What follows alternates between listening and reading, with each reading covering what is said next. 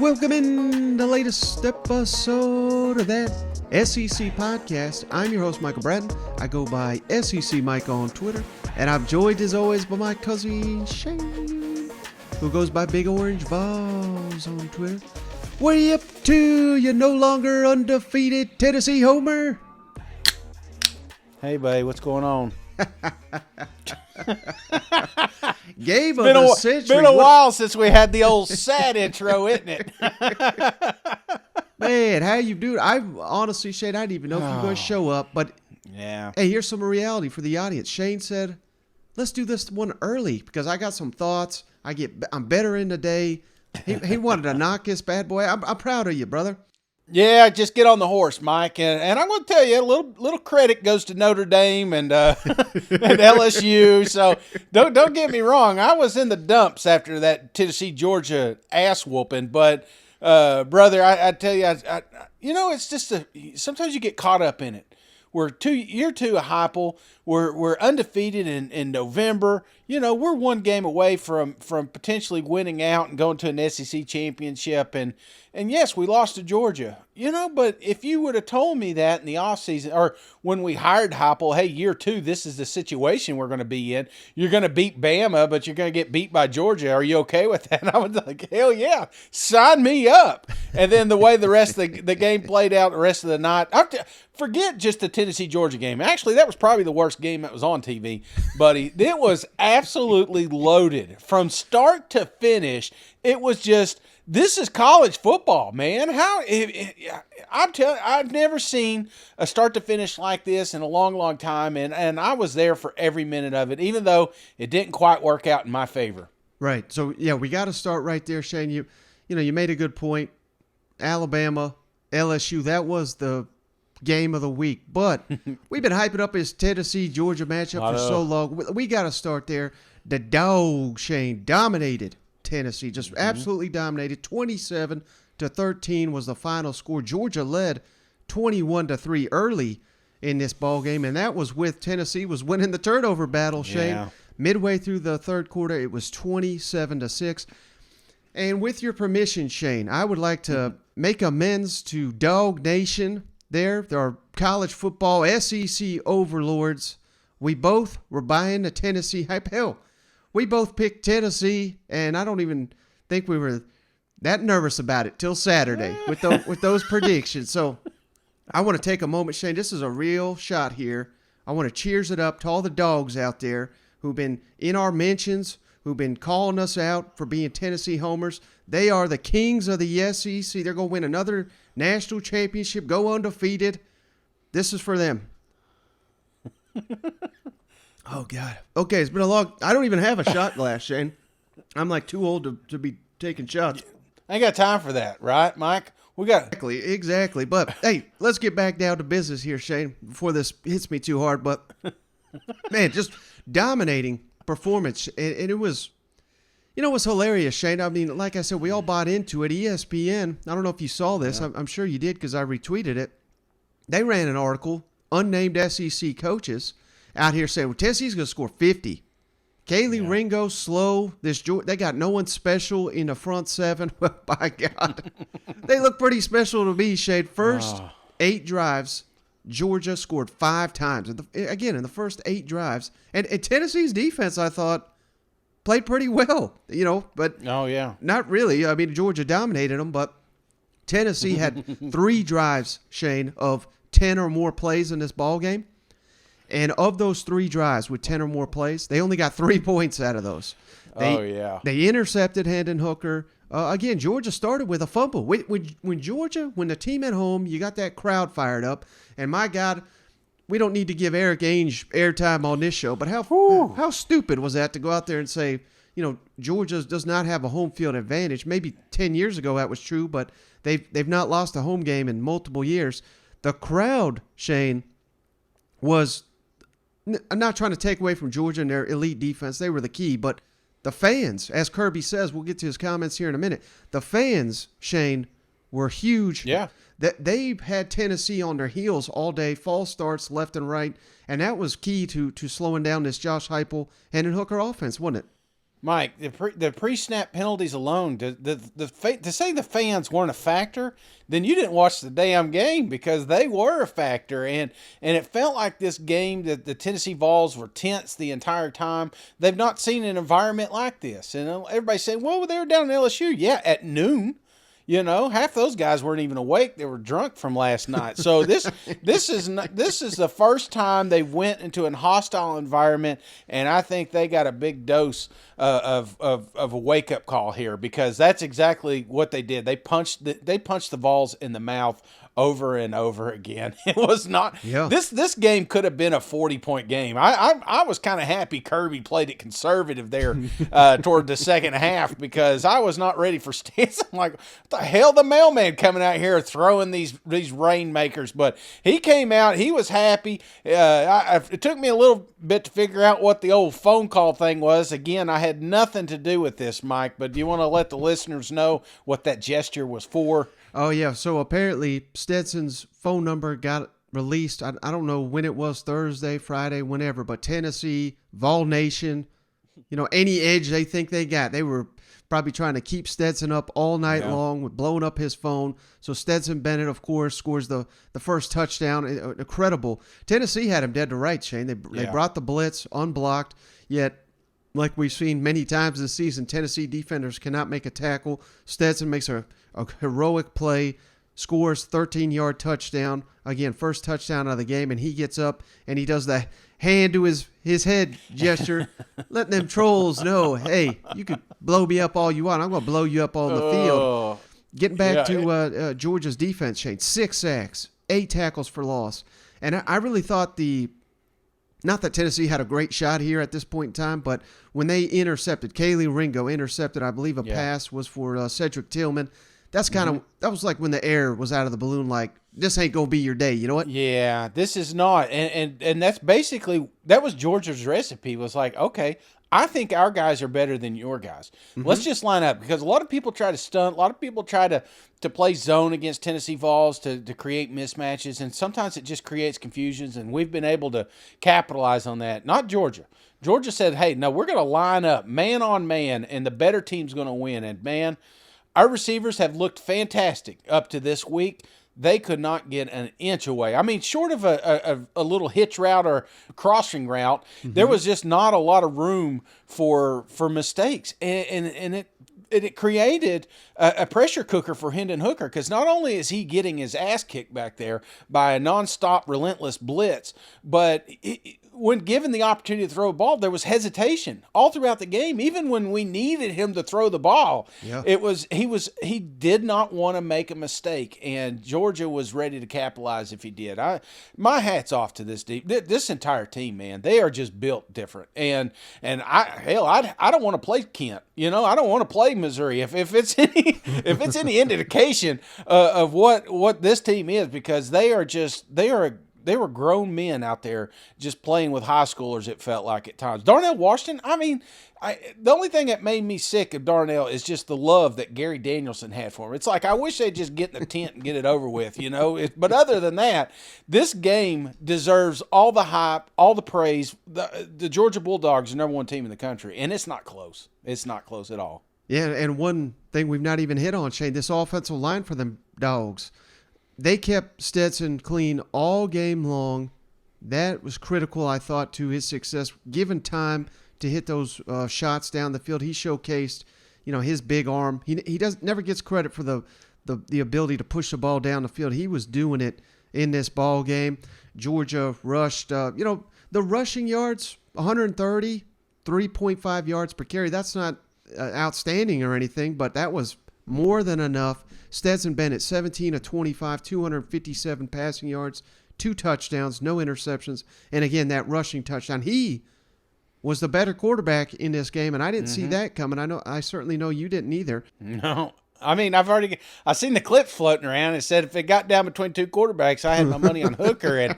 And buddy, I tell you, this offense had this defense on their heels. They didn't know. I didn't know. As a fan, I'm just sitting there like, I don't know, but it's gonna hurt. Whatever it is, they're about to hurt us.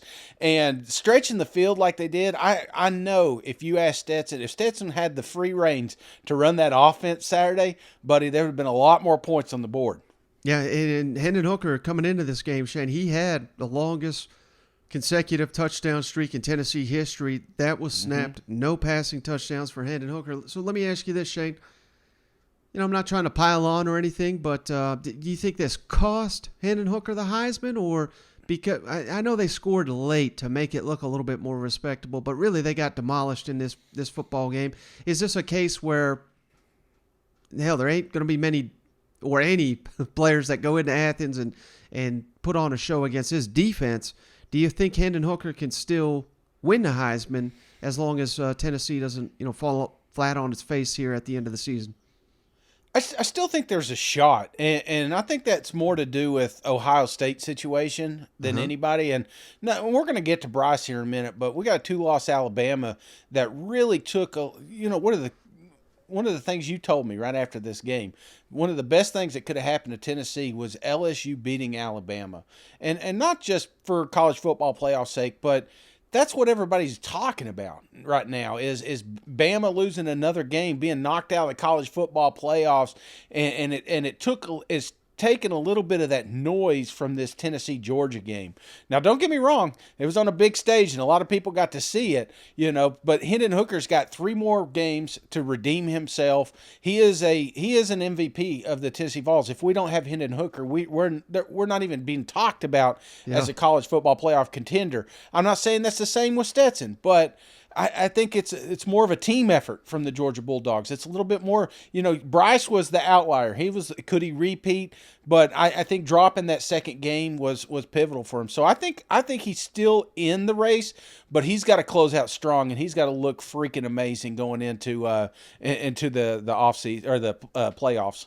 Now let me ask you this, Shane, because Georgia again undefeated, 9-0. Consecutive seasons, first time program history. We're about to transition here to Alabama LSU. But are the Dogs, Shane, and Kirby Smart, are they the new kings of the SEC? And is Kirby the best coach in the country? Well, I do think they're the kings. I truly do. I not even close, like I said. I don't see any. Oh, sorry to cut you off, but think of this too. I mean, obviously, we remember 15 draft picks, most of all time. 0 players, Shane, from the transfer portal. Unlike Alabama, unlike all these other teams. They, of course, it helps when you got somebody 5 stars. That's why you kind of don't need to go there, but that's impressive. So sorry to cut you off, but I mean, hell, that's the way you should be doing it, right? Yeah, well, and they're not a one-trick pony either. That's what I like about it is, now we got all these tight ends. I mean, who's winning these types of games with tight ends?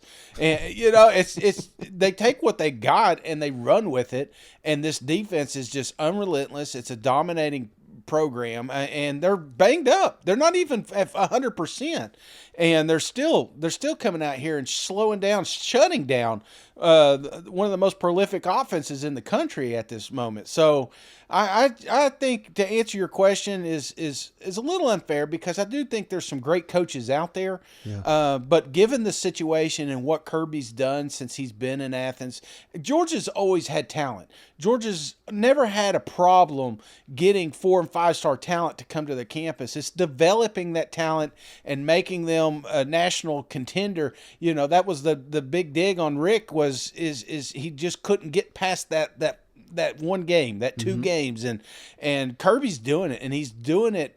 I mean, not even close. He's just beating the shit out of these teams. So, I can't say it enough, man. I know a lot of Vol fans are like, damn, Shane, come on, give us this. It was raining. We made a few mistakes. There was a few balls dropped. Now, don't get me wrong, Tennessee, I think, needed this to grow up. They reading that rat poison, them clippings. You hear Ainge out here talking about this home field. I mean, we gave them all the ammunition they needed to make this game personal.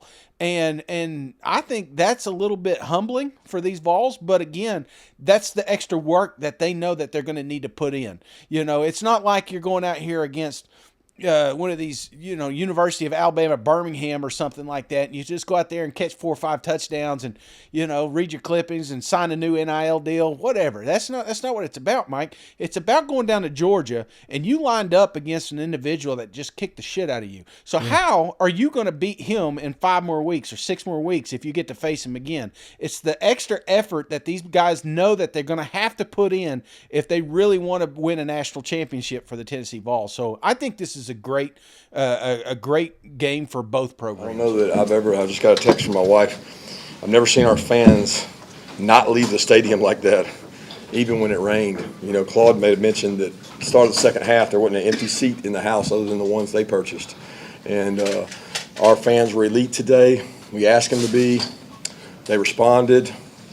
And they get the second place vote because the players on this team bought in.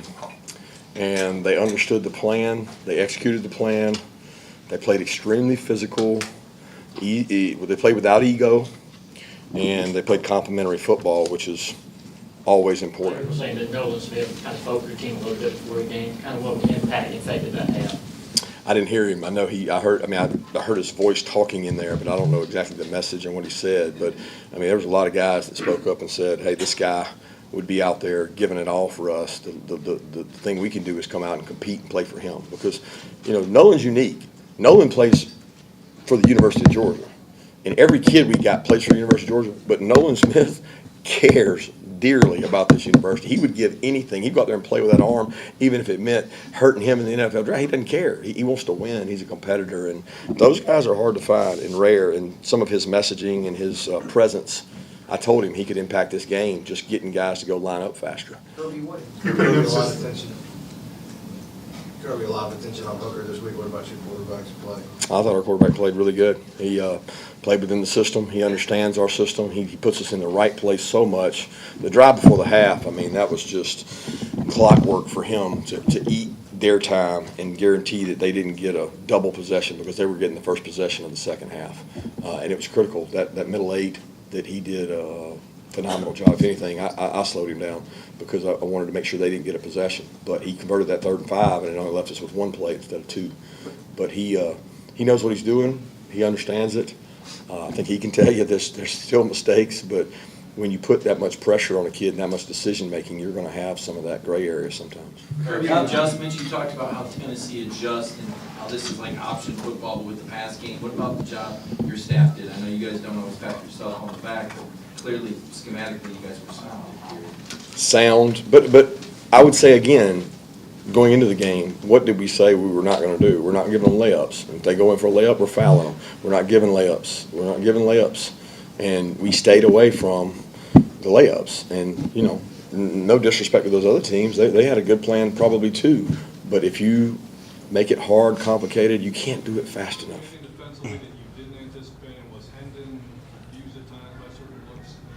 No, there's some things that showed up from their tape that appeared more often. We had anticipated seeing, a bunch of different looks from them throughout the course of the football game. Protectionally, there in the third quarter, there was a couple of things that we didn't communicate very well. I didn't think, all in all, we handled the noise very well. That's false starts. It's being in sync, communication up front. At the end of the day, that hurt us, certainly early in the football game and then at times throughout the course of it. Well, getting to Atlanta is a whole lot tougher now, right? Certainly. That's the number one goal inside of our program.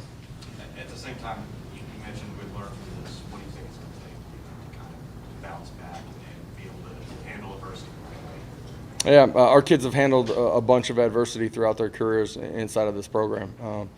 They've continued to fight and scratch and claw and be connected, come together. There's no doubt in my mind when we get back in the building on Monday that they'll continue to do that. And, that's how we got to the point of making this a big football game. We got to go reset and continue to grow individually and collectively as a program. Everybody's got a hand in this, starting with me, our staff, and our players, and learn and grow and continue to climb as a program. Yeah, and all week, all month long, Shane, we had to hear that just Tennessee, same team as LSU 2019. Look more like LSU 2020 to me in this one. Oh, easy. Is that a segue? Exactly. So let's kick it all down to Baton Rouge, Shane. Game of the week. My word, Shane. LSU beats Alabama 30-31 in overtime. The Stones on Brian Kelly going for 2, going for the win. Taylor, the tight end. Be the GOAT. If he loses that game, they may be running his ass out of town. Probably not, but hey, he made the play, Shane, and hey, I want to give myself a little shout out, Shane. I wish I would have remembered this, but I remembered this here on Sunday.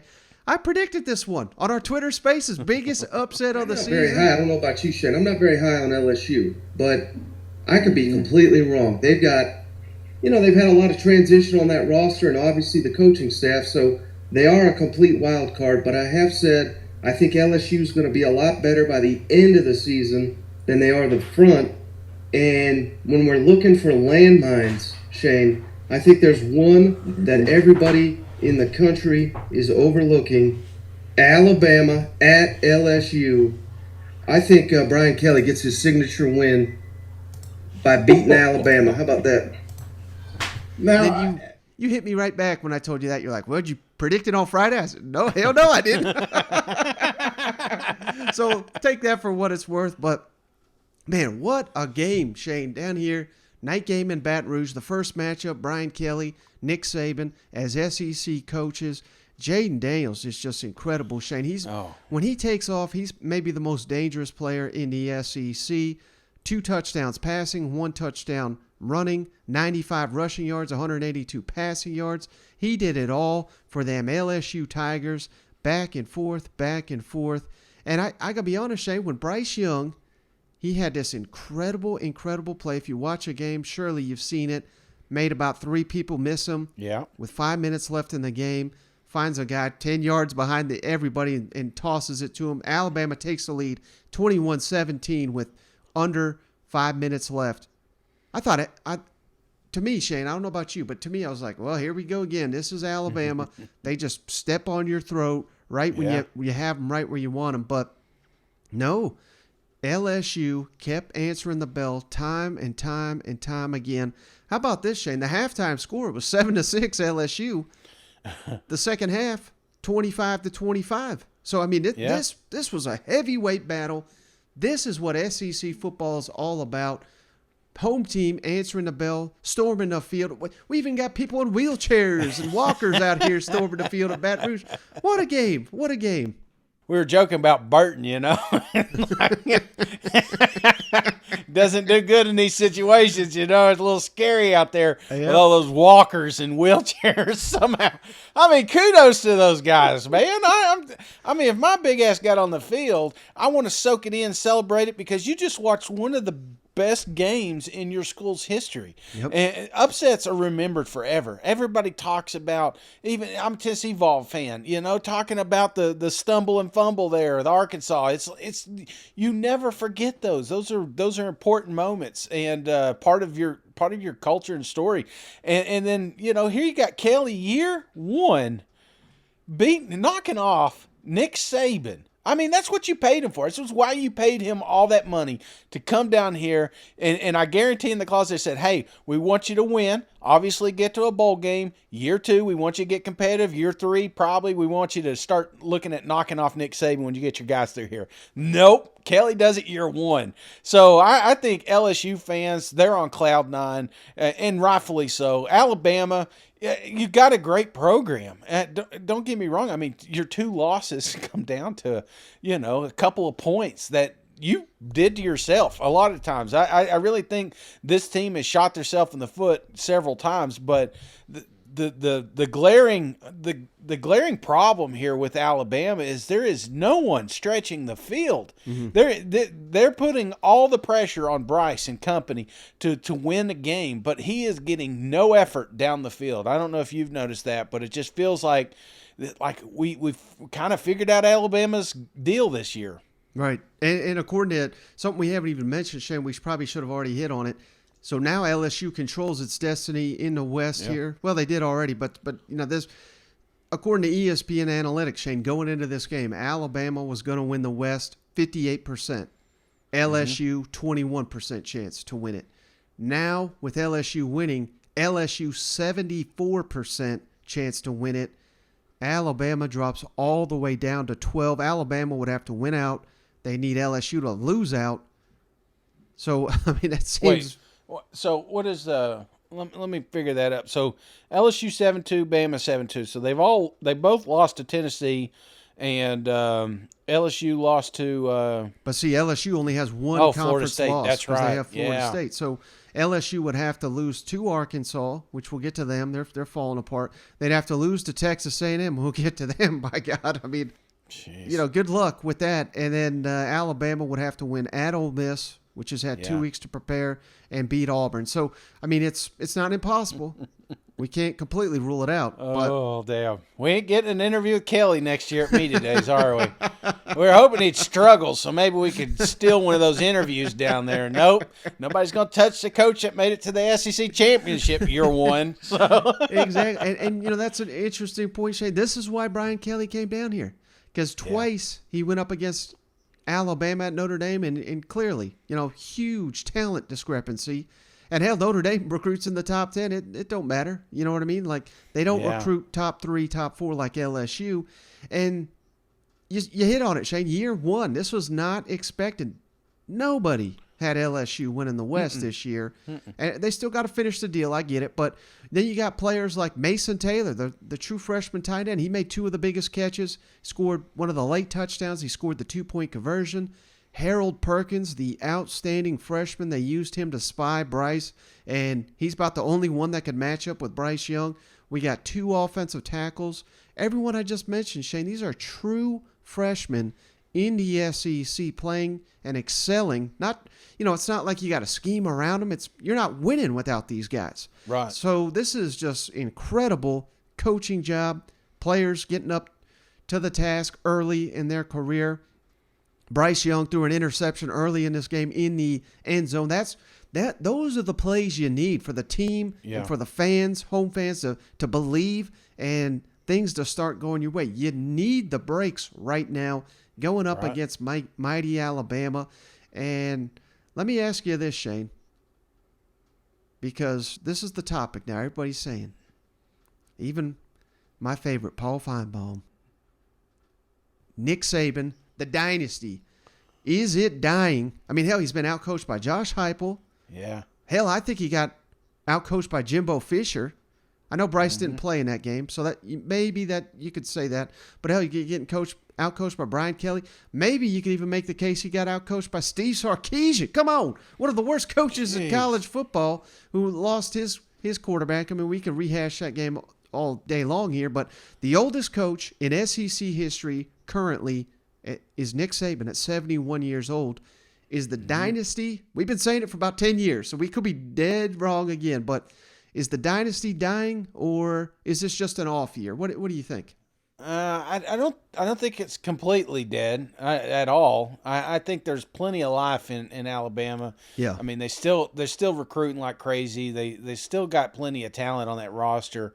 I think what's dying maybe is Saban's ability to pick assistant coaches. I think sometimes, it needs to be more than just relationships. I think he needs to think more schematically moving forward, and especially the way that football is advancing. So I think that's the big one.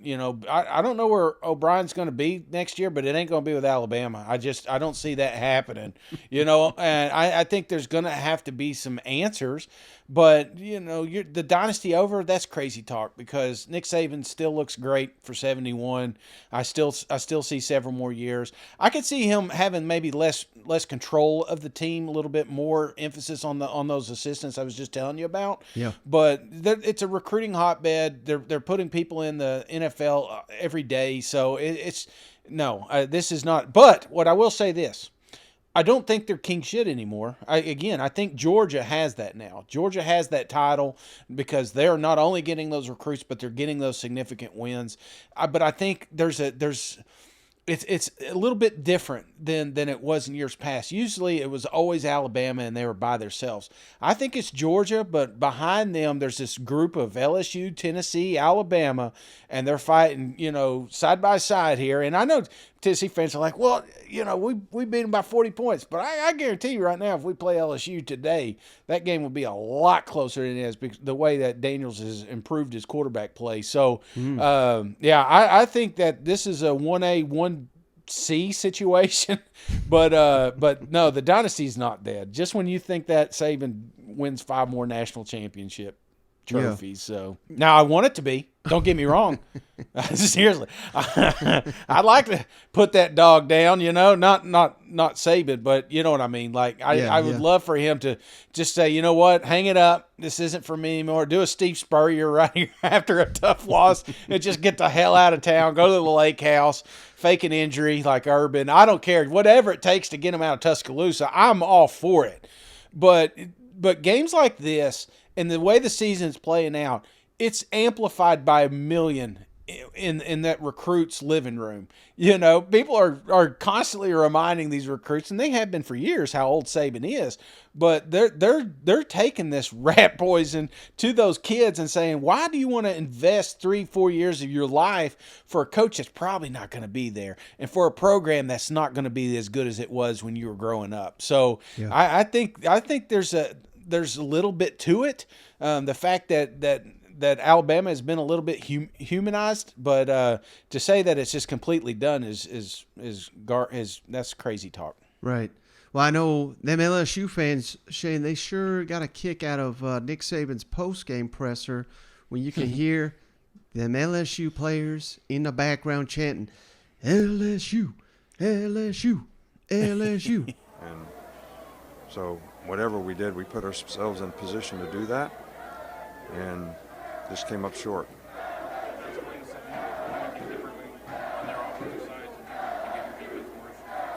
No, we just, the quarterback ran the ball.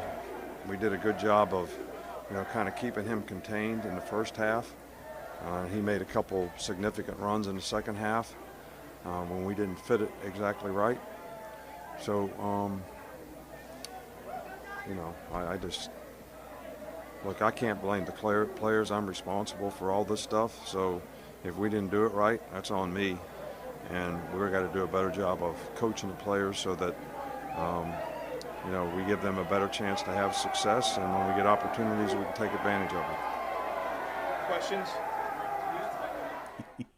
Let me ask you this real quick before we move on. So Georgia versus LSU, nothing's finalized yet. But thoughts on that matchup, if that is the matchup in Atlanta? Hell, I don't believe Kirby Smart, Shane, has ever beaten LSU at Georgia. I think he's like 0-2, if I'm not mistaken. Mm-hmm. Of course, that's got nothing to do with this game, different players and everything. But, interesting matchup. I would assume Georgia's would be a heavy favorite in that matchup. But, hell, I'm not counting out Brian Kelly and Jaden Daniels against anybody, are you? No, I'm not. And if Daniels keeps improving like he is week to week, then it could. I know that this is probably going to be the matchup that we see down there in Atlanta, and I'm going to be pumped up and ready for it. But I don't see. I mean, we've played LSU. I've seen LSU. I've seen them play many teams. They're a great program, and they're getting better every week.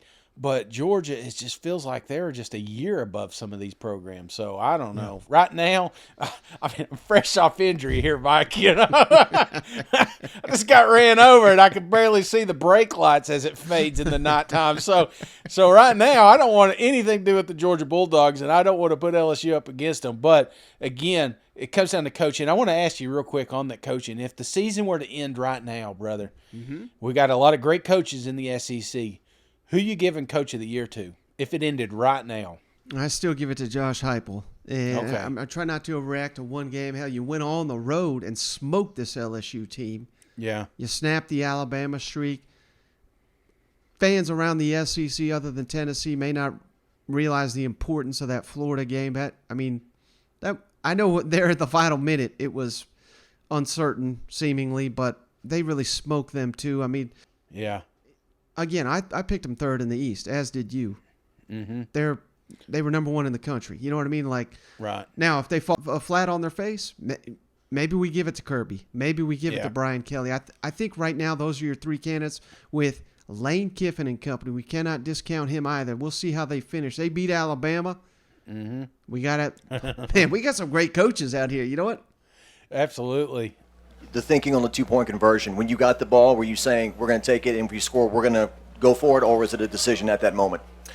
It was, it was a decision at that moment. I just felt as I thought about it, if we could boil this game down to one play and win this game before the game started, if you asked me, hey, I'm going to give you one play, and if you're successful on that one play, you beat Alabama, I would have taken that 100 times out of 100. And so at that moment, it kind of hit me that way.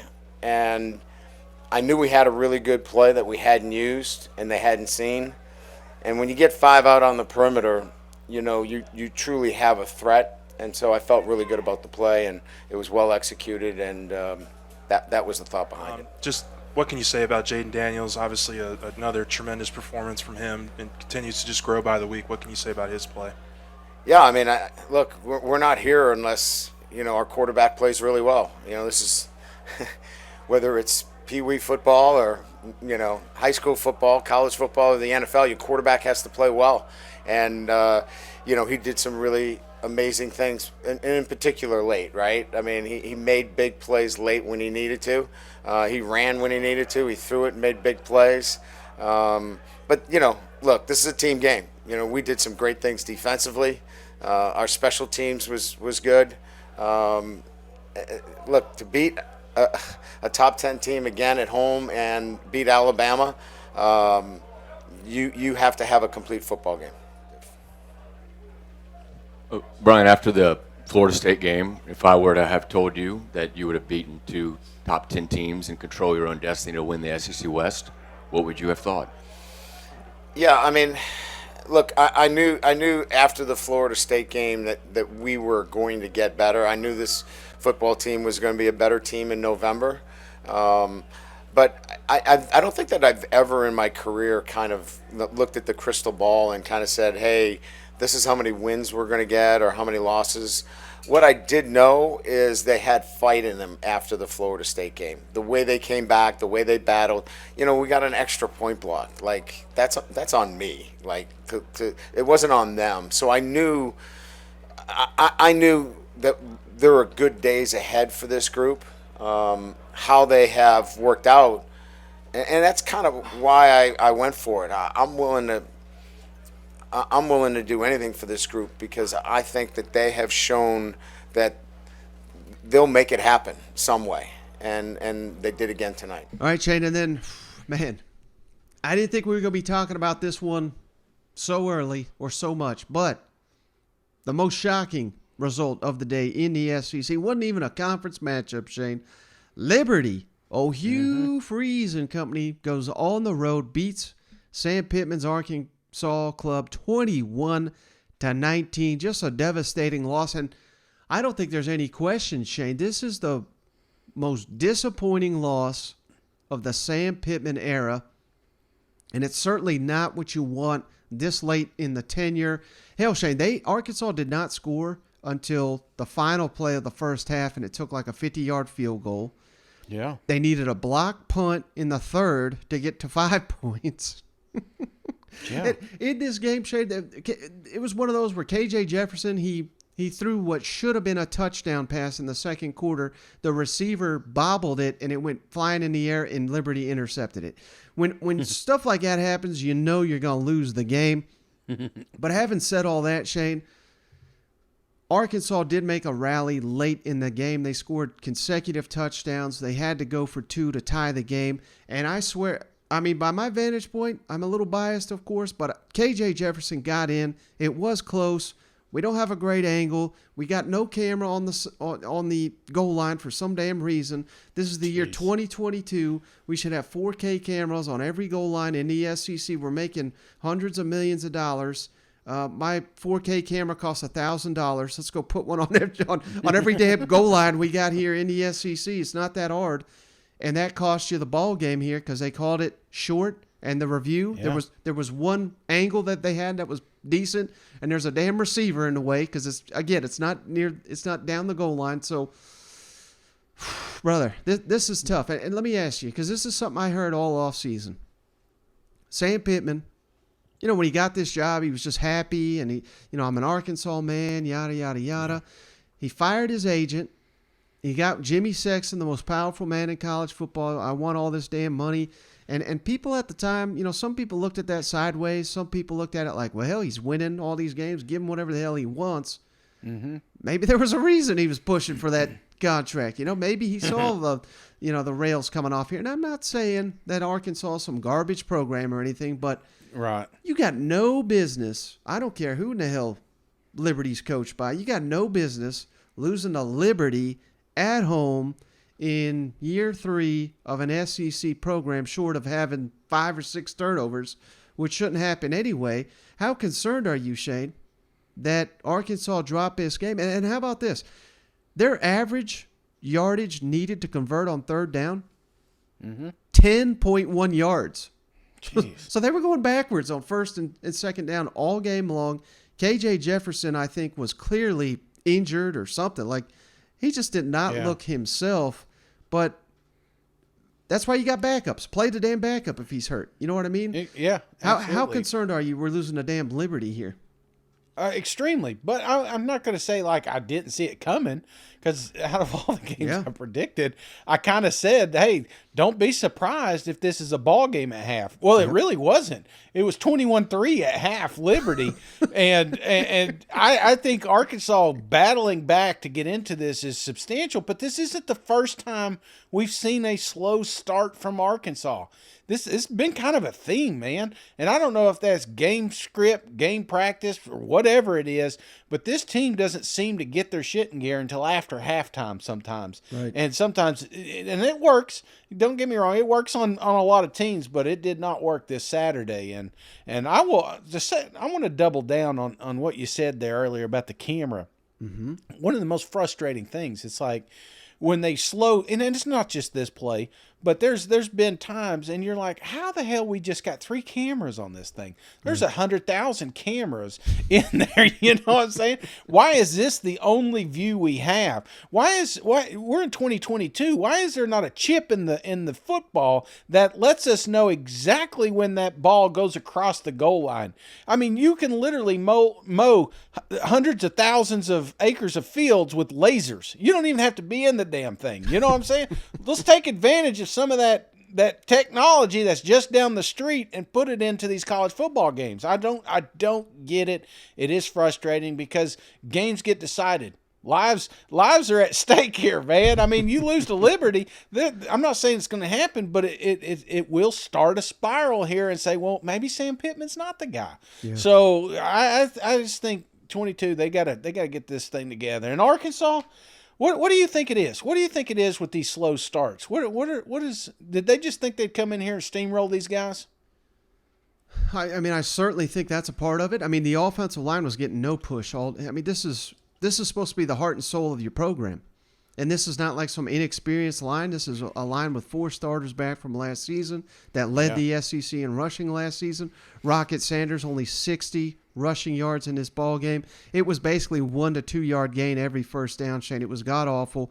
It was a lot of what we saw in Tennessee, pre-snap penalties, just lack of attention, lack of focus, and a team that wanted it more in Liberty.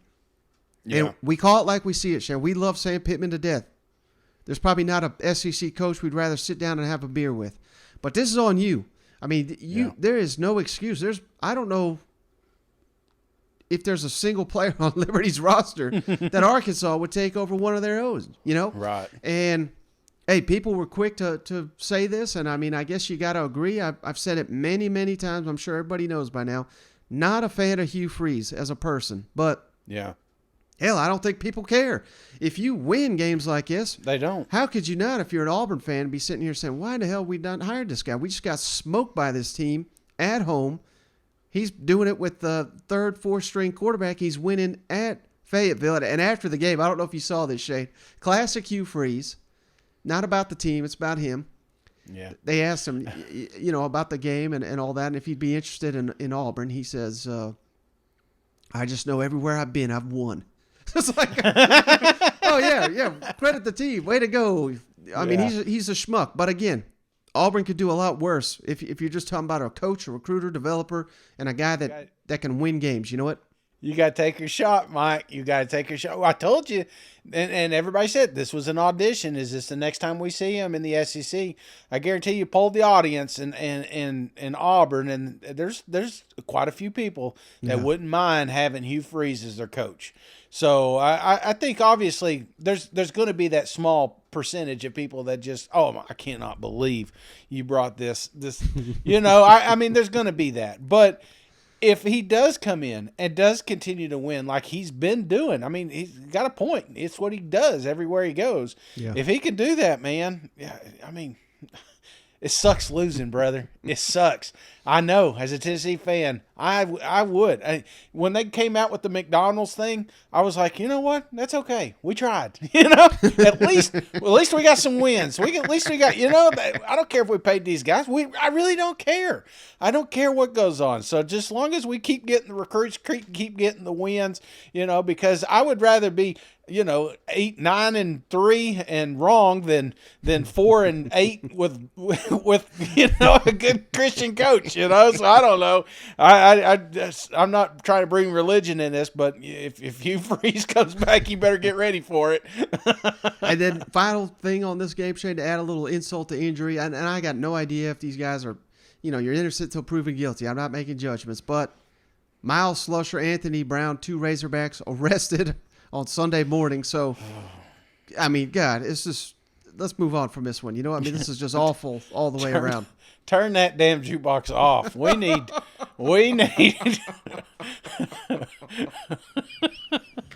Obviously, you guys saw the same thing I did. Very, very, very poor showing by us in the first half. That got us down. Got lucky actually to get to 3 before halftime. Got down 21-0. I was proud of our fight, and especially our defense in the second half didn't give up any. We just gave the 3 touchdowns up in the first half. Coach Freeze and his players, we knew they were a good team coming in because they were 7-1 and had played Wake Forest basically the same way we played tonight. On a game got decided on a 2-point conversion. So KJ didn't really look like himself. Is that just a product of him being banged up, or what do you attribute that to? He was banged up. He was banged up this week. He did practice every day. He didn't throw a whole lot this week, but he did practice. And I think he's sore.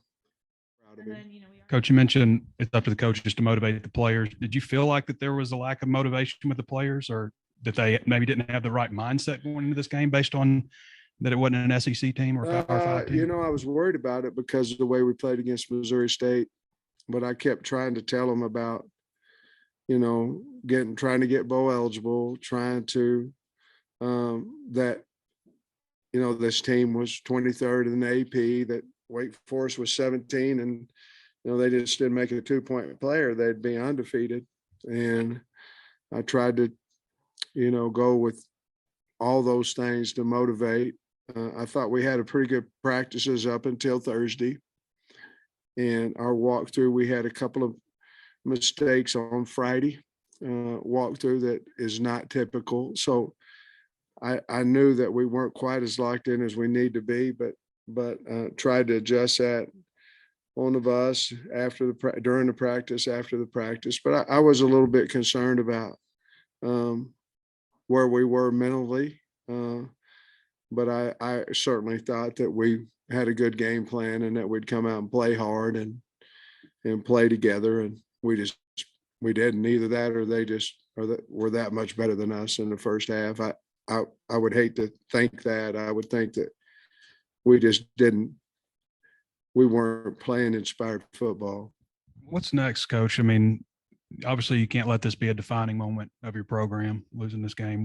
How do you get things back on track? And what did you say to the players in the locker room after the game? I just told them that, I told them a lot of things, Trey. But, we have LSU coming in here. So, we go, our job is to put the best team we can out there and win ball games. And it will be no different next week. We've got to bounce back on that. But we got to look ourselves in the mirror too, all of us. But with LSU coming in here, we can't do anything but go out and have good practices and work hard and see if we can't get a win next week. All right, Shane. Hey, perfect time to remind the audience we are brought to you by Game Time Sidekicks. Head on over to GameTimeSidekicks.com and use that promo code HeyBuddy, all one word, to get 15% off your entire order. I got my Game Time Sidekicks right here. Kind of embarrassed to be holding a Tennessee one at the time here, Shane, but this is stainless steel drinkware. Founded in 2016 out of Knoxville, Tennessee. This is officially licensed NCAA gear. They've got over 300 universities over at GameTimeSidekicks.com. Tumblers, bottles, shaker cups, sippy cups, everything you could want. Holidays just around the corner, so head on over to GameTimeSidekicks.com. Use that promo code HeyBuddy for 15% off your entire order. I promise you, you're not going to be disappointed with Game Time Sidekicks.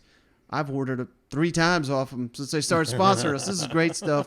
And we're also brought to you by Prize Picks. Shane, head on over to PrizePicks.com. Daily fantasy sports, college football, NFL, NBA, NHL, Major League Baseball, all the sports over at PrizePicks.com. Promo code SEC. They'll match your initial deposit all the way up to $100. Again, with that promo code SEC, and you can find all this information for both these sponsors in the show notes. Please help the podcast stay free forever by taking advantage of these sponsor offers. All right, Shane, next on the docket here, back into SEC action. What a game here in College Station. Florida goes on the road, beats A&M 41-24. And man, our predicts, well, you picked Florida, so good on you, buddy. But my pick was blowed up immediately when we found out 19 Aggies out with the flu. What? I mean, that was crazy, but 342 yards of total offense, Shane, between Florida and A&M in the first quarter. This looked like it was going to be first one to 100 is going to win this ball game. But credit Florida's defensive coordinator, Shane Patrick Toney. This guy, he's been getting jumped on by the fan base, and for good reason. I mean, the defense has been god-awful. Yeah. A&M was up 24-20 at halftime. Second half, Florida dominated 21-0. In the first 9 drives of the game, Shane, 8 scores. 8 scores in 9 drives. That's how this game was going. But in the second half, Aggies, 8 drives. They had 4 3-and-outs, 2 fumbles, 1 turnover on downs. A&M, Shane, had 11 rushing yards in the second half. Just complete and utter domination. And this, it's early in the Billy Napier era, but this may be his biggest win yet as Florida coach, don't you think? Oh yeah, no, this was a great game. This was fun. It was exciting to watch, and you were watching. I was watching. It's like everybody's. The world was against Texas A&M in this situation. You got even your quarterback. You coming out. You're like, oh my God, this is going to be the Connor Wingman. This is the build up. This is the future. Yeah. And then everybody gets the damn flu, and nobody shows up. But you know who did show up? Devon Achane.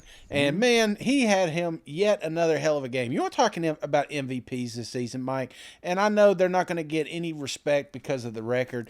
But if it not for Devon Achane, there's no telling. Texas A&M may have lost 2 more games. Yeah. This kid is absolute dynamite, and I think he's just a freak athlete, and I can't wait to see him in the NFL. But Anthony Richardson had him a game, son. And we keep talking about this. Like, which Anthony Richardson is going to show up? Is it going to be the Tennessee Anthony Richardson, or is it going to be the Kentucky Anthony Richardson?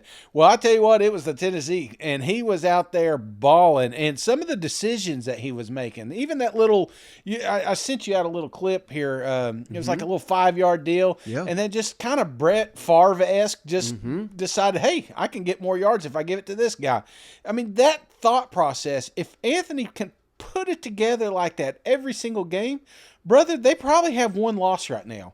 I think short of the Tennessee game, there was no other game that they would have lost if he could have played like that this entire time. But it was just a show, and it was a preview to what was going to happen the rest of Saturday, and I was there for it, man. If you're a Florida fan, Shane, this is what you wanted to see.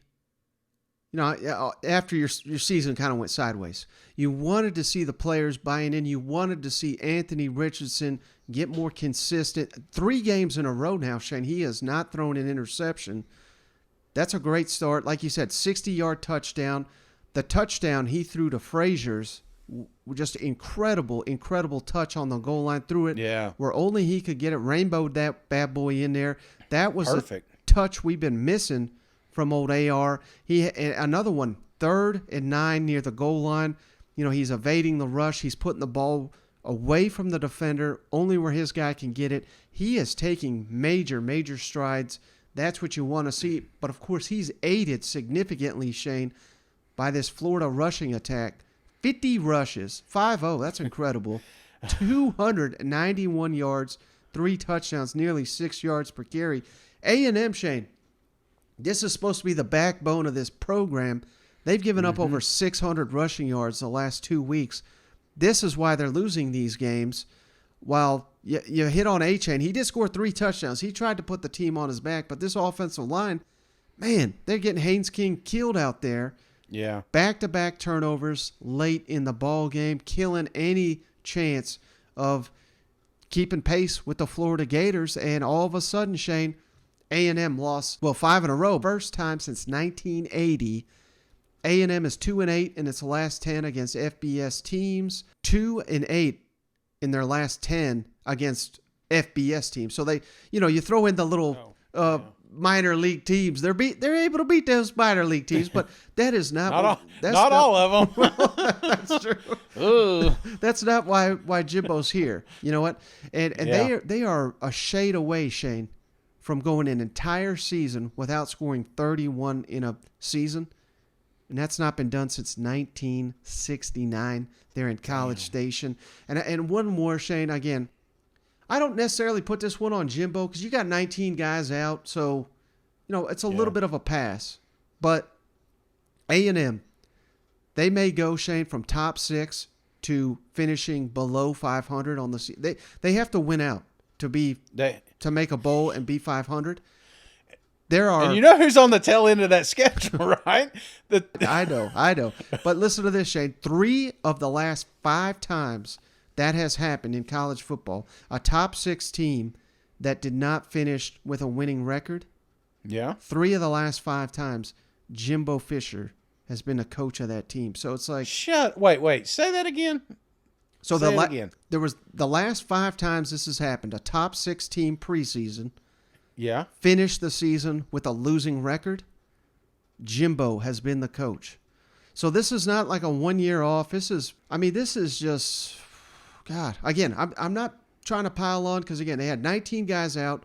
I excuse this one, but I don't excuse the season. You know what I mean? Yeah, right. Yeah, no, I get that. And there are some great kids on that team, and that's what I hate about it. It just feels like, because I'd watch Ache run. I mean, he's given everything he's got to just will this team to a victory, and it's just not enough. They're not getting enough, and stupid mistakes, but you're going to have that. It's just, I don't know. The more I see this, brother, I hate it for the Aggies. I hate it for the fans. Yeah, I don't want to pile on anymore. I've said what I said. I'm not going to bet with them. Some good players on the team. You're still they do. They got great athletes still. They got a good team. There's a lot of fight in this game, brother. They want to be bowl eligible. They want to win. They want people to start talking less about them. I know that, but their hands were tied during this game, and I don't like making excuses, but I am going to give them one here because they were out those many players, and they still managed to keep this a ball game for the most part. I mean, obviously they pulled away there at the end, but this was a hell of a ball game and a tough fought loss. But anyway, I don't even want to talk about Jimmo getting fired anymore because, I mean, how many times can you say it? So anyway, I'm ready for the next one. Right next to him. Hey, Jimbo, how do you guys stop the bleeding? Because there's so much football left to play. There is. It's tough. And they are. And our kids see it. I mean, we'll play hard. We'll practice hard. We've been doing that. And like I say, play these last 3 games. Get on the road against a very good Auburn. A tough Auburn play. Auburn's a tough place to play. Come back to UMass and LSU, get 2 home games and play for these seniors and play our tails off. And the character of these guys, they'll play. I know that. And we just got to play. We got to help them do a better job with them. Second row on the left. And then at this point in the season, is it more so about you guys closing out on the right note for these seniors, or is it about just winning? Yeah. No doubt. You got another game to play, and you got 3 games to play, and just keep playing hard, doing your things. And like I say, you can show your character right now. Like I say, these tough times reveal character, and I think these guys will keep showing it. They got character and playing hard. Third row on right, Brent. At what point did you know Connor and guys like Cam as well, but particularly Connor, wouldn't be able to go? We didn't know till late. I mean, we knew they got it early in the week. I mean, we had guys. We didn't know who was going to play all the way through as far as back and forth. Some guys came back today and the last day or so, depending on how it came, some guys that hit harder, some guys that hit easier. You know what I'm saying? And we didn't know. And so we were just trying to piecemeal and do what we had all week. And kind of based on that and based on Connor's performance last week, how disappointing was it that he wasn't able to be out? It's very disappointing because you want to keep the momentum and you want to keep him playing. He wants to stay hot and keep things going. I mean, there's no doubt. And I don't say I loved how he played, and there was nobody more disappointed than he was. I mean, he'd say, "Coach, I'm going to play," and then throw up. I mean, he had to keep him away, and it is what it is. And like I say, I thought Haynes came in, did a nice job. He's been banged up too, but I think he did a nice job in the game, made some really good plays, give us a chance in the game. All right, how about one of the ugliest games? I mean, it was a fun, entertaining, wild one, Shane, but Kentucky goes on the road, beats Missouri 21-17, and thank God, Shane, Missouri announced Eli Drinkowitz got a contract extension before the game. They extended his contract by 2 years, but he is not doing himself any favors with the performance of his offense. Brady Cook, well, at times looked amazing, but more often than that looked very, very pedestrian, is kind of putting it kind. How about these rushing totals, Shane? Kentucky rushed it 41 times for 82 yards. Jeez. And Missouri 34 times for 89 yards. So third downs, Missouri was 2 of 13. That's just god-awful. Kentucky, 6 of 16. And Will Levis had himself a nice game, 3 touchdowns, no interceptions. But they're going to get him killed, Shane. I mean, hell, they most sacks they've had since 2021 against Central Michigan. 9 sacks in that game, 6 in this one. Kentucky's, man, their kicker is god-awful, but they have got one tough punter, Shane, because the damn punter won them a game. Anybody that missed it, the snap goes sailing over his head 30 yards backwards. Missouri tried to tackle him. He kicked the ball, and somehow that's roughing the punter. They kept saying that was the right call. That seemed like the stupidest call I've ever seen in my life. What'd you make of it? Yeah, and honestly, the most attacked online I was when I mentioned special teams, because Kentucky should have won. If you watch the game, there's no reason that this should have come down to a freaking punt there at the end, a blocked potential punt. I mean, there was opportunities that Kentucky really had to take away with this because they weren't getting any. Mizzou wasn't getting anything done on offense. There was no Cook. The first half was. I know you were saying pedestrian, but that is a kind word because it was terrible. I mean, they should have just punted. That's what I'm saying because the defense was doing better. But brother, this special teams at Kentucky is just it's a thorn in their side this entire season. We missed a couple of field goals. This punt was another one. Yeah. Snap over the head, and it really if it wasn't a half second late or a half second early, this could have been played out totally different, and then we would have been saying another special teams mistake from Kentucky. So they're going to have to spend some money and get them a special teams coach up there because this is their special teams were so bad that if that's the tweet. This is the tweet that got me. I want to read it out to you. Just here we go. I'm getting there. Boy, I tweet a lot on Saturdays, don't I? Kentucky's shitty special teams just won the game because they're awful. And what I meant by that was because they were bad, they were able to get a roughing the kicker penalty. If this snap would have went right, Mizzou would have had the ball, and Cook was actually starting to cook a little bit. Mm-hmm. So they may have went down there and scored. Right. So the fact that their special teams were so bad that it helped them get the ball and a first down and continue that drive. I mean, it was one of the wildest endings, and I get it. I would be frustrated if I was a Mizzou fan, but the rules are within a tackle box, and even though it went 30 yards over his head, it still was within the tackle box. So it was the right call, and I think the kid got really hurt. So kudos to him for winning the game. I mean, he literally put his life on the line. Well, it's kind of the Mark Stoops way. You know what? I mean, tough. Things aren't going your way. You keep fighting. You're on the road. Scrappy. Just no give up. While on the flip side, Shane, it just seems like Drink and company just cannot seize momentum ever. They finally get the ball rolling, and then they drop one.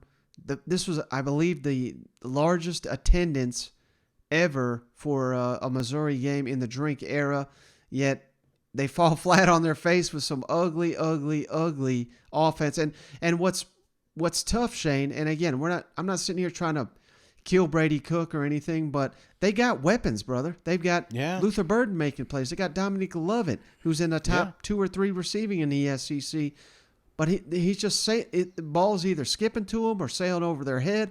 Like if just half his passes are on the point, Missouri wins this game by 2 touchdowns. You know what? The only way that Mizzou really gets offense going is when Cook runs the ball. Yeah. And that shouldn't be the case. And I mean, because like you said, they've got some great athletes on that side of the ball.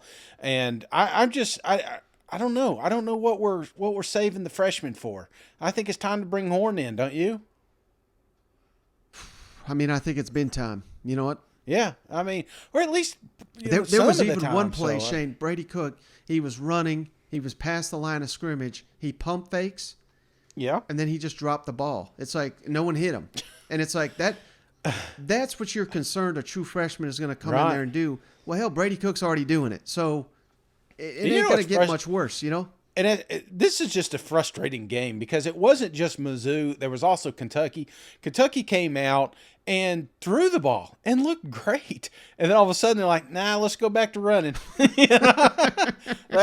Can't handle that success right now. Let's get back to what we're good or used to be good at. So, no, I a little frustrating on both sides.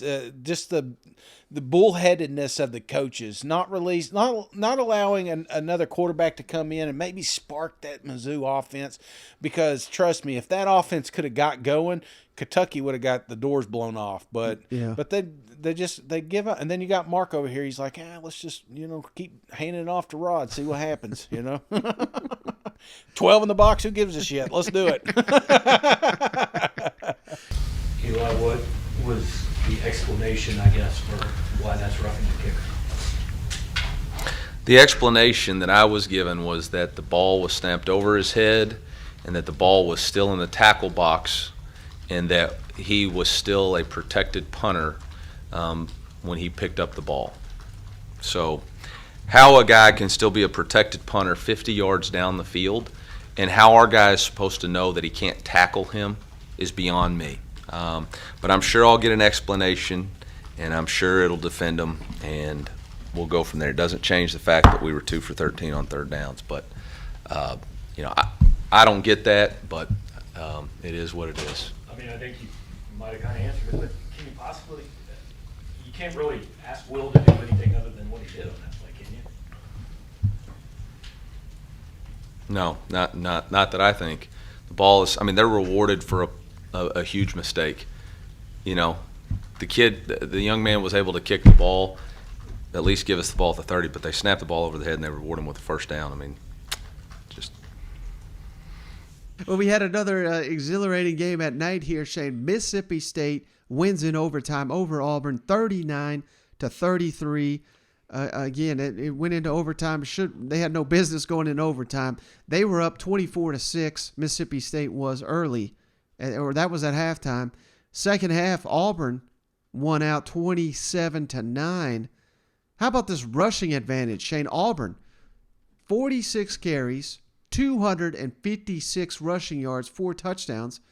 Mississippi State, 18 rushes for 13 yards. So, this is a classic Mike Leach score box here, but Will Rogers did have 357 yards, 3 touchdowns, and a pick.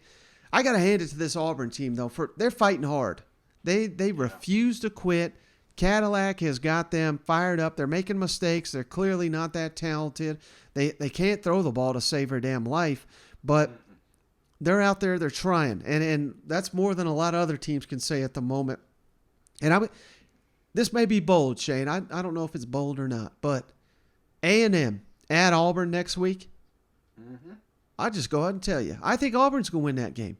If they fight like they've been fighting here, I don't see there's any reason they can't beat Texas A&M, which would just be, even worse for old Jimbo Fisher. And how about this? We'll play the clip for anybody that missed it. You see this, Shane, where Mike Leach, so damn mad at his receivers, he took away all their chairs. He's like, I'd never seen anything like this in my life. How about this one? No, there's a lot of things because, don't get me wrong. Auburn fought like hell. They're not a good team. But it kind of reminded me of, that backyard pickup games you used to have in your neighborhood. And, there was no system. It was like, let's just try to do our best. And it felt like that's exactly what Auburn was doing because there were opportunities. How many strip sacks, there was the interception, all that led to 3 points, I think, collectively. So there were opportunities early in this game, but there was not. I know he came out. He said, "I want to run the ball," and Mike's like, "Okay, well, we'll load up the box and defend it." But there was a couple of breakaways. Don't get me wrong. Tank had some good ones. Yeah. But you got to have a quarterback, man. This isn't a high school game. You really got to keep them honest. And I feel like if Auburn's going to win next week against A&M, which isn't a huge, it's not a huge upset, Mike, but you definitely going to have to get some potential throws down the field. If not, I don't know. That kind of offense frustrates me. I know he's very mobile and honestly he kept you in the games at times, but how much is he taking away from the games just given the fact that he's really not stretching the field and keeping the defenses honest? Now Mississippi State, I feel like this was and judging from the Pirates comments and the chairs being folded up at halftime there, I think this was just kids just. I don't know. They don't care. Like there's no, they're more worried about their damn dances in the end zone and their necklaces than they are going out here and competing and winning SEC ball games, it feels like. So, because it's that's what thing that frustrates me so much about Mississippi State. By God, when they get going, they can hang with anybody. And we've seen great Mississippi State this year. But since then, it's like, the season's over. Let's just go ahead and coast this thing out and try to make a highlight reel for something, That's what it feels like. Yeah, I don't know if you saw this after the game, Shane. Mike Leach said, "You could say we're tough and dumb, but we are tough." But speaking of your point, Robbie Ashford, 7 of 22, 75 passing yards. Jeez. I mean, that ain't going to get it done. He did have 108 rushing and 2 touchdowns. That kept him competitive, but I mean, it was like Mississippi State had no business in this game. I thought when Tulu Griffith returned the kickoff for a touchdown, it was 24-3. I thought, man, I look like a dumbass thinking that Auburn could compete in this, but I don't know if that was. I mean, Auburn's defense did take over, but is that Mississippi State falling asleep? I don't know. But it was just an ugly, ugly, ugly second half at home, kind of inexcusable. And I hate to say this, Shane, because I love the Pirate. He's got matchups here with Georgia and Ole Miss coming up. Yeah. Had he dropped this game, it would have been totally inexcusable. Probably going to get his ass kicked by Georgia. Probably going to get his ass kicked by Ole Miss. I think they would have fired him after all that. Yeah. Do you agree? I'm not saying that it can't happen. I mean, we got a new AD coming in there, and I always think these ADs, they hate to fire the coach year one. Yeah. Auburn's a different situation, but I think that that's a little bit of a saving grace. But again, that's not the AD's guy, and so if they drop these and miss, I mean, you go from top 25 to barely making a bowl game. That's frustrating because this isn't Mike Leach's first year. Right. There was a lot of promise on this program, and it feels like we've lost it somewhere along the way. Yeah, and I should clarify, Shane. I'm not sitting here saying he's on the hot seat and he should be gone. I mean, hell, they beat A&M 2 years in a row. They beat Arkansas. I mean, there have been some big time wins in the Mike Leach era, but this lack of consistency is killing me. And this should be a 9-win team. And here, like you said, we got 6, so we got there. But unless they pull up an upset at the tail end of the season here, it doesn't look like it's going to be a great year, which it certainly had the potential to. You know what? Yeah, they were teed up nicely, and especially coming from that. It feels like the wheels kind of fell off there in LSU, and after then, we just don't know which team's going to show up. They have great games, and then they have terrible games. And watching this, it just feels like there's give up in this team. And a coach can only do so much. And the Pirates probably like the worst motivator ever, short of locking them in a closet. I mean, maybe he does that this week and gets them fired up. But it feels like this needs to be internal, and I'm not seeing that. I'm not seeing it on the sidelines. I'm not seeing it, in the games. It's just they're more about their dances. I'm telling you, I keep saying that little duck dance. Nothing against it. It's cute, But when it comes down to it, is that what we're going to remember this team? 22 Mississippi State was the cute duck dance. I don't think that should be the answer. I think this is a team that has all the potential, and they put it together once every 4 games, and they got a tough one coming up, Georgia, man, and maybe they could put it together then, and then everybody can forgive some of the mistakes you made earlier in the season. Yeah, and I say all that, Shane. They upset Ole Miss in the Egg Bowl. Give them a contract extension. Come on with that. Stretch, but we were tough enough to fight through some awfully tough situations. So I guess you could say we're tough and dumb. We are tough though, and so that part's good. And we've got to learn to enjoy prosperity a little more. And how do you enjoy prosperity? Well, you do all the stuff that got you there in the first place, all the little things. It's not some deal where you I'll get in trouble for this, I'm certain, but where instead of playing hard and getting a first down and getting a play, then you want to sit behind a shade tree, eat a fish sandwich, and drink a lemonade with your fat little girlfriend. And that's what we're shooting for way too often, I thought. When can we relax, making judgments on plays? And, and it definitely bit us pretty hard, and it certainly created some obstacles we had to fight through. And, it'd be a lot better if we'd meant to do that in the first place. I wish I could tell you we did. All right, final one here, Shane. South Carolina beats Vanderbilt 38-27 in Nashville. How about this, Shane? This is exactly what Carolina needed to do after that dud of an offensive performance. Come out, touchdown. Then they did have 2 punts, but then field goal, touchdown, punt, touchdown. I mean, they jumped on the Commodores. Commodores had 4 turnovers in this ball game. This was the best Spencer Rattler has looked in a Gamecock uniform. 186 yards, 3 touchdowns, including the one right off the bat. They got a little creative. I love to see that without Marshawn Lloyd. As soon as I heard he was out, I was like, oh, God, here we go. He's been the team. They put Jaheim Bell back here, Shane. He led the team in rushing. DeCarrion Joyner, where has he been? He was in there throwing a 68-yard touchdown pass. They even went beamer ball, Shane, with Kai Kroger. Fake here, completed a pass on special teams. So this is what you want to see against Vanderbilt. It's kind of a get-right type game. They were still, though, dreadful on third down, 4 of 12. Again, this is another one, Shane. They had 9.5 yards to go on average on third down. So not a perfect offensive game by any means, but you take what Vanderbilt gave you. You essentially blew them out in Nashville. And this was a get-right game that they desperately needed. A couple people, yourself included, thought Vanderbilt had a real opportunity to steal this one. The only problem I got, Shane, after the game...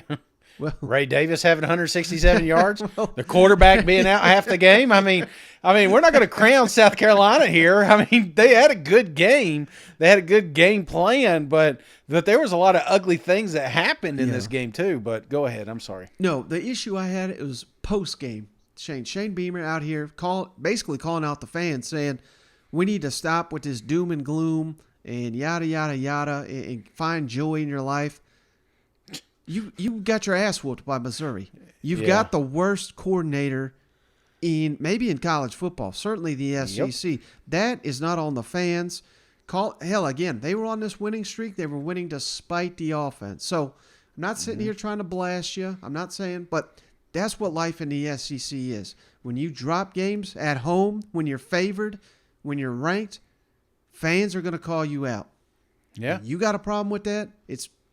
It's probably happening to Nick Saban right now, believe it or not. That's right. You know what I mean?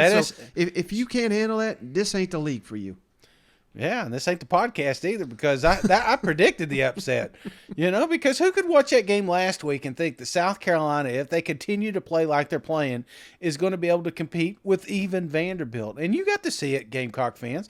A lot of people don't give Vanderbilt credit, but Swan is a hell of a quarterback, and given the opportunity and given the time back there, he can orchestrate some drives, brother. And there was some mistakes, there was some fumbles, there was some an interception early in the game, the first series. So there was some mistakes he made, but there was still moments in this game where Vanderbilt kind of had a chance to get back into this thing, and they were able to do that because you're giving up 10 yards a rush to a Vanderbilt running back, and even with the banged up quarterback in the second, Mike Wright, it's still, this offense had no trouble moving the chains, but kudos because when it did come to the crunch time, they were able to get those stops, and they did get those turnovers. So I don't want to take anything away from South Carolina, but obviously there's some things that need to be worked on here on both sides of the ball. And if they can correct it, again, that's what South Carolina, this defense shows flashes of being really, really good. And especially that secondary. And then there's on the offensive side, you got Rattler. It's like they finally released him and they let him throw the ball. And I'm telling you, there was some damn dimes in this game. Yeah. And I wish that's what they do. I think Satterfield should have been fired many months ago. Never employed down there, even though he's a Tennessee resident. I think what should have happened here, brother, is they should just let Spencer throw the damn rock down the field. I want to see 50 bombs, You have the weapons for this. Vanderbilt cannot match up with you guys. And for some reason, we still want to stretch the field side to side. We want to try every new fancy screen that we got in our playbooks. It's like, no, don't do that. You've got freak athletes on your roster. Get them the ball. I felt like they did a little bit of that this week. You mentioned Joyner. You mentioned Bell. They're trying to get these guys involved, and guess what? You won. Yep. Come on. It doesn't take rocket science to figure out how to run this offense. 8 yards of pass attempt. How nice after what last week was it for you guys to have the explosive that you have through the air? Yeah, it was huge, and you know, I know my dad's in here. He said I told the team this on Tuesday. Like my in 29 years of coaching, like he always told his team and coaches, like after a loss or after a win, things are never as good as they seem, and things are never as bad as they seem. Things are somewhere kind of in the middle. And I told the team that on Tuesday. Like I know it looked awful on Saturday night, guys. And it sounds crazy for me to sit here and say it wasn't as bad as it looked. It wasn't as bad as it looked. And I know the doom and gloom out there didn't feel that way with so many people this week, but we were really close on a lot of plays. And we had shots called last week that for whatever reason we just weren't able to connect on, whether it was protection and Spencer got pressure, or whether it was Spencer didn't throw it, you know, to a guy that maybe we wanted him to throw it to, or play call or whatever. I mean, we all had a hand in it, but we feel like the explosives have been there, Colin. We weren't able to convert on them last week and hit them. But you know, a lot of the plays we had called tonight were plays we've been calling all year. We were just able to connect on them a little bit better tonight. What about the Shane Bowl game for the second straight season? Just how much of an accomplishment is that? I think it's a huge accomplishment. I really do. I know it is. I think it's the first time that's happened since, 17, 18, or 18, 19, I don't know. But, you know, for this team to be have 2 wins 2 years ago, and then now we just got bowl eligible with 3 games to go for the second year in a row, is a testament to the leadership, you know, that we have in this room, and the resiliency. And I haven't spent a lot of time on social media this week, David, but I can imagine what it was like. And I can imagine, I'm sure, August of 2021 when Luke Doty got hurt and I came into that thing and talked about it's not all doom and gloom. I don't know, but I'd be willing to bet anything when a silent or a vocal minority of our fan base saw that Marshawn wasn't playing tonight. I'm sure it was doom and gloom and all that as well. And we got to get past that as a fan base, man. I mean, find some joy. And it was ugly last week, but we got some great kids that are fighting their butts off, and they've accomplished a lot of firsts this year. Beating Kentucky up in Lexington for the first time in forever, beating Texas A&M literally for the first time ever, winning 2 SEC road games for the first time, I don't know, in a while, and then being able to get bowl eligible with 3 games to go. I really wanted to do it last week because it would have been the earliest we've been bowl eligible in a long time, but in the season. But we continue to accomplish a lot of firsts.